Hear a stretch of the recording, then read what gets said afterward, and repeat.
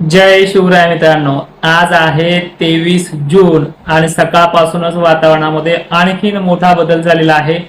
जवळपास आजच्या संध्याकाळपर्यंत काही जिल्ह्यांची व्याप्ती ही पूर्ण होण्याचा अंदाज आहे आणि छत्रपती संभाजीनगर, भोकरदन, जाफराबाद, बुलढाणा जिल्हा ते अकोला, अमरावती, परभणी सुद्धा, त्याचबरोबर हिंगोली, वाशिम, यवतमाळ पर्यंत तर नागपूर, चंद्रपूर सुद्धा आज मध्यरात्रीपर्यंत पुन्हा येणार आहे।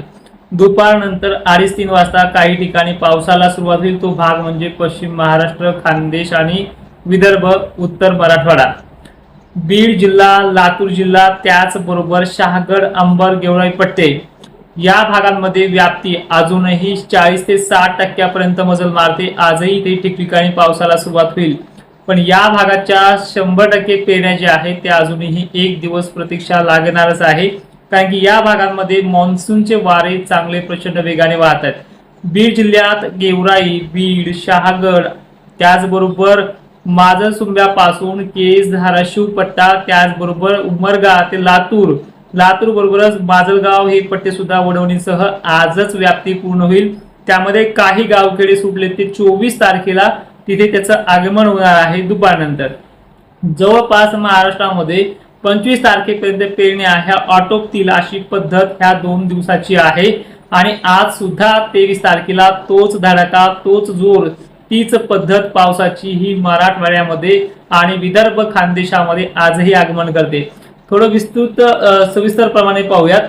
आज नाशिक जिल्ह्यामध्ये बऱ्याच ठिकाणी पाऊस आगमन करणार आहे। मालेगाव, धुळे, जळगाव मध्ये सुद्धा आजचा प्रभाव आहे। अहिल्यानगर मध्ये कालच्या तुलनेमध्ये आज चांगली वाढ होणार आहे। छत्रपती संभाजीनगर मध्ये सुद्धा राहिलेल्या गावांना आज आगमन होईल। त्याचबरोबर बीड जिल्ह्यात सुद्धा आज चांगली एंट्री दुपारनंतर तर काही ठिकाणी संध्याकाळपर्यंत होईल। बीडसह माजलगाव, परभणी पट्टे सुद्धा चांगल्या पद्धतीने आजचा प्रभाव राहणार आहे। नांदेड जिल्ह्यामध्ये काल जसा दक्षिण भागात झालाय, काही ठिकाणी लातूरलाही झालाय, तर त्याचप्रमाणे आजही लातूर, केज, अंबाजोगाई पर्यंत मजल चांगले आहे। किनवटसह वाशिम जिल्ह्यातही म्हणजे हिंगोली, किनवट, माहूरगड हा परिसर सुद्धा आज मध्यरात्रीपर्यंत, काही ठिकाणी दुपारपर्यंत हजेरी लावणार आहे। आज चंद्रपूरला, वर्ध्याला, यवतमाळला, नागपूरला जोर वाढणार आहे। बुलढाण्याचं जर सांगायचं झालं तर बुलढाण्यातल्या सर्व तालुक्यांमध्ये पद्धत पावसाची आजची कालच्या तुलनेमध्ये जास्त आहे। एकंदरीत चित्र दक्षिण महाराष्ट्राचं हा जो काही दक्षिण महाराष्ट्राचा भाग असतो, जो बीड दक्षिण भाग, दक्षिण धाराशिव, धाराशिव पट्टे यांना सुरुवात चांगली करणार आहे, पण यांना कधीही पेरणी करायला मराठवाड्याच्या तसेच विदर्भाच्या तुलनेमध्ये 2 दिवस उशिरा लागतो आणि तीच पद्धत यावर्षी सुद्धा लागू होते। पण दुष्काळी परिस्थिती नाही आणि दुष्काळाच्या बातम्या असणारे जे काही चॅनल्स होते तिथे सुद्धा आता दुष्काळाचं भाकीत होत नाही, म्हणजे याच्यावरून समजून जाते की पावसाळ्याची पद्धत कशी आहे। त्याचबरोबर अनेक जण 22 तारखेच्या मध्यरात्रीपर्यंत पाऊस न आल्यामुळे चिंतित आहे। ते पहा, काळजी करू नका, 1 आणि 2 दिवसात काय महाराष्ट्र हा 100% बरसत नाही। मान्सून प्रत्येक जिल्ह्यामध्ये आगमन झालेले, सगळीकडे मान्सूनचे ढग दाखल झालेत आणि याच भागामध्ये ते पडणार सुद्धा आहे। कालावधी लागतोय पण पडणार नक्की आहेत, अशी पद्धत महाराष्ट्राच्या मान्सूनची या वर्षीची आहे। तर ठीक आहे, 23 तारखेचं समजलंय आजचं तुम्हाला की विदर्भामध्ये, पश्चिम महाराष्ट्रामध्ये आणि खानदेशामध्ये जोर जास्त आहे, तर मराठवाड्यामध्ये कालच्या पेक्षा व्याप्ती वाढणार आहे। त्याचबरोबर 24 तारीख सुद्धा महाराष्ट्रामध्ये चांगला प्रभाव टाकणार आहे, ज्यामध्ये रेग्युलरिटी जर पाहिली आपण तर मराठवाड्यातल्या जवळपास सर्व जिल्ह्यांची राहणार आहे। यामध्ये काही ठिकाणी मध्यम तर काही ठिकाणी मुसळधार पद्धत देखील आहे।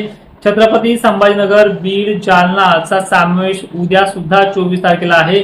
पावसाचं सातत्य विदर्भाला मात्र प्रचंड प्रमाणात राहणार आहे। विदर्भाचे एकंदरीत सर्व जिल्ह्यांना उद्यापर्यंत एकही गाव सुटेल अशी शक्यता मॉडेलनुसार दिसत नाहीये।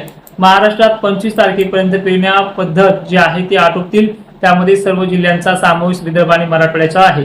एकंदरीत परिस्थिती जर आपण पाहिली तर महाराष्ट्रामध्ये आणखीन 12 ते 13 दिवस पाऊस ठोकून आहे, म्हणजे हा जो चालू आहे कालपासून, काल नेमकंच आगमन झाले दुपारनंतर आणि रात्रीपर्यंत त्यांनी बराचसा महाराष्ट्राचा उत्तरेकडील, पश्चिम महाराष्ट्रातील आणि विदर्भातील भाग घ्यायला चांगल्या पद्धतीने सुरुवात केली। काही ठिकाणी वाहुनी चांदणीतून पेंडवलतापर्यंत मजल मारली, पण आजच्या 23 तारखेला त्यापेक्षाही थोडी दीडपट ते दोनपट वाढ आहे.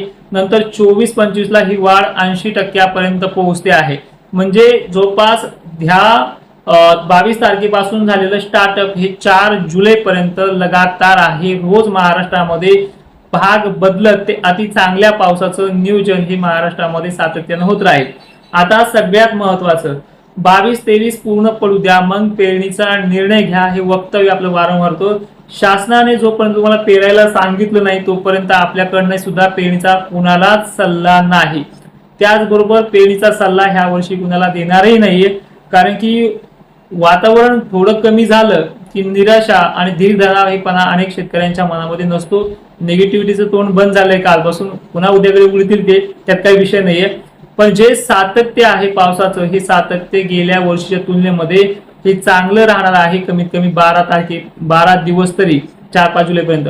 जुलै महिन्यामध्ये मोठ्या खंडाची तीव्रता मॉडेलनुसार तरी स्पष्ट दिसत नाही, पण खंड पडत असतात. परतीचा मान्सून सुद्धा ठीकठाक आहे.